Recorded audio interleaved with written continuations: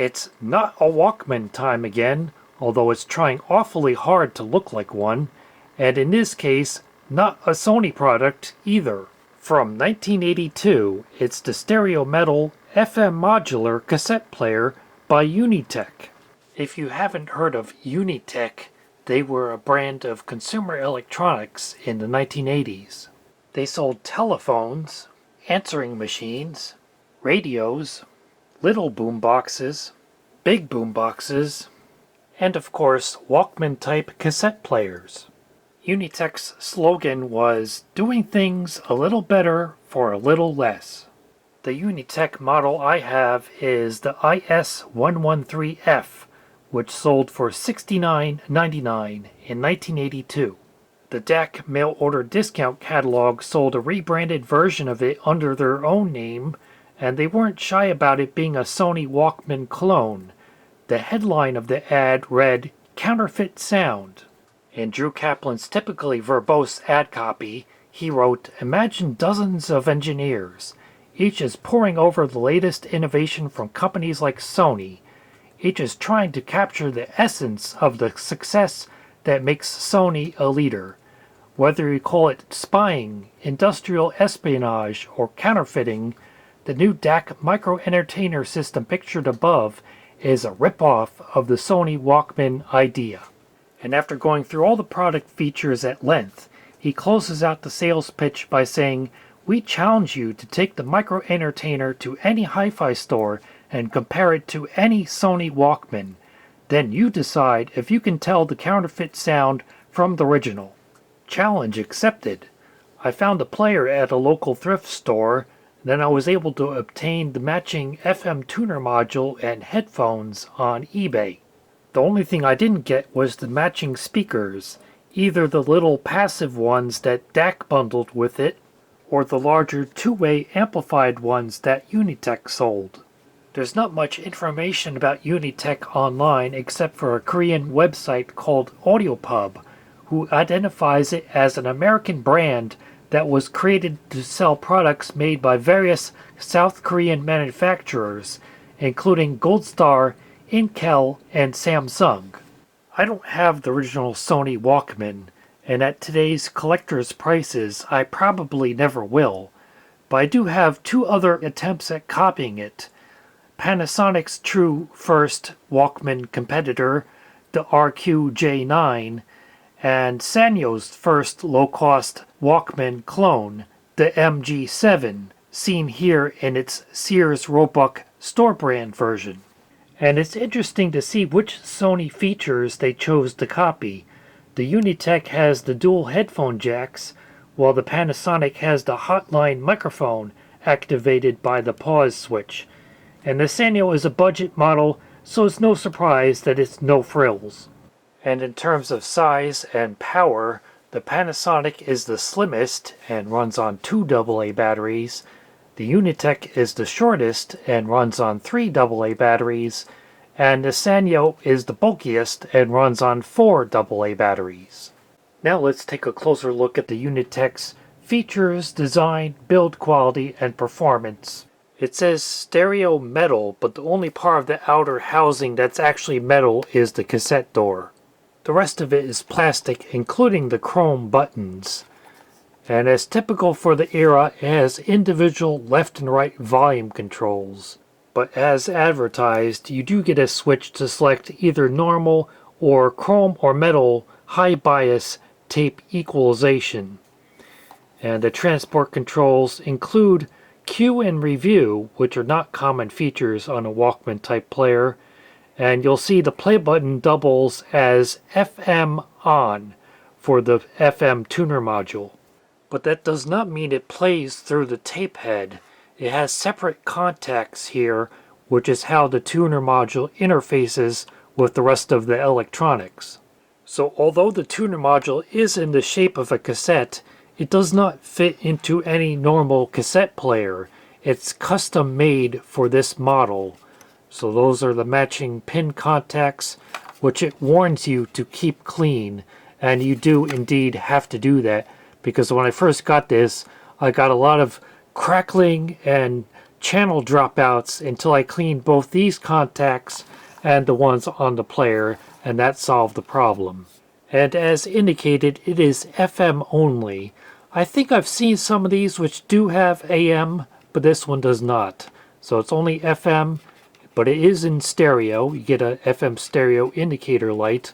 Unfortunately, the normal and metal tape does not double as a mono stereo switch, unlike on some of these Walkmans.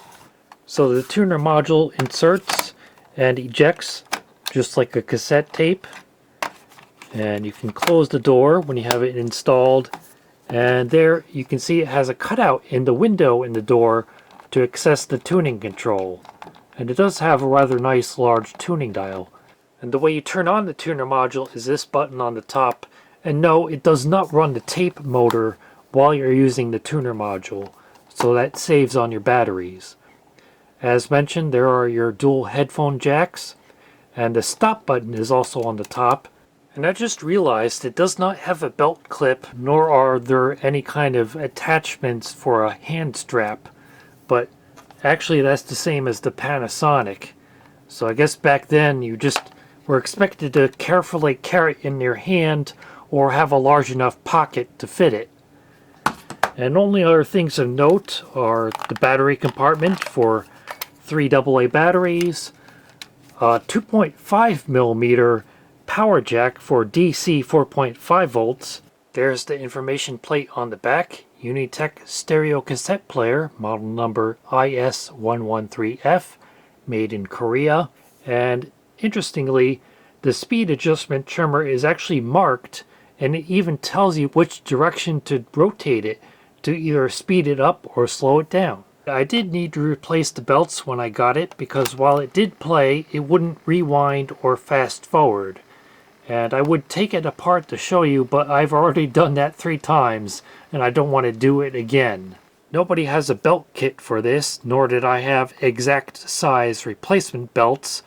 The belt that goes from the motor to the capstan was fine, but the belt that snakes around various pulleys in the mechanism was problematic. The first belt I put on was too loose, so the cue and review did not work, and eventually the belt popped off. So the next belt I put on was too tight, and while everything seemed to work at first, it caused the wow and flutter to skyrocket to unacceptable levels. And now the third belt I put on it I think is still a little bit too tight, but overall the performance and sound quality seem to be acceptable, and all the functions are working properly. And the auto stop, which only works on playback as typical for Walkmans of this era, is rather unusual. Instead of kicking off the entire mechanism, it just shuts off the motor. So we're coming up on the end of the tape in a few seconds, and then you'll see at first the motor is still running, but listen. The motor just shut off, although the on indicator stays on, I guess to remind you to press the stop button. Initially I was questioning my decision to buy these matching earphones because I thought I'll just show them once in the video and then I'll never use them again, but I was really surprised. They have impressively rich bass for their small size and lightweight, and they get plenty loud without distortion. My only knock against them is that they're not the most comfortable.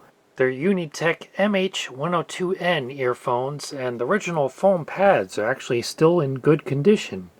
Although I think DAC was overselling them. As you put on the almost weightless 1.5 ounce headphones, you'll be transported into a dramatic, kaleidoscopic world of sound images you can almost taste and feel. Calm down, Drew, they're not that good. But enough talk, let's actually try it out. First, with the FM tuner module, played through a pair of Bose powered speakers. Whole family can check out our new friends from before I met you. From taking injections or from all of our Thunder Nation family. Had no business getting approved. New pineapple lemonade sparkler or cool. Gee, you nick.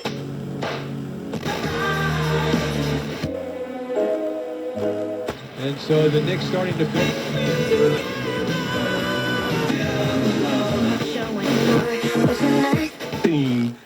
50% her name quite a few times.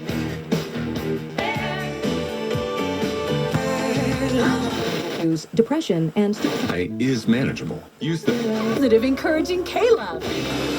cutting classes. We are perfect. First, let me see if California.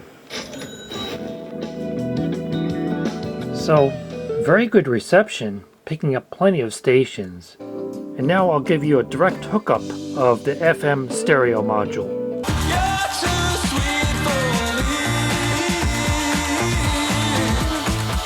We're on air at Magic 98.3 and online at magic983.com.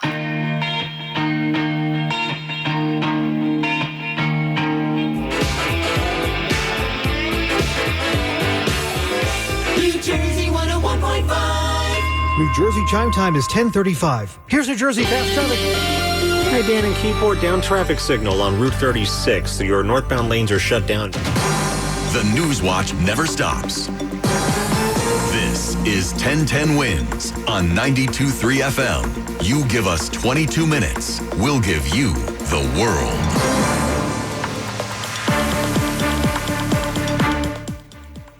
Good evening. Light rain, 41 degrees at 10:40. I'm Mario Bosquez. Here is what's happening.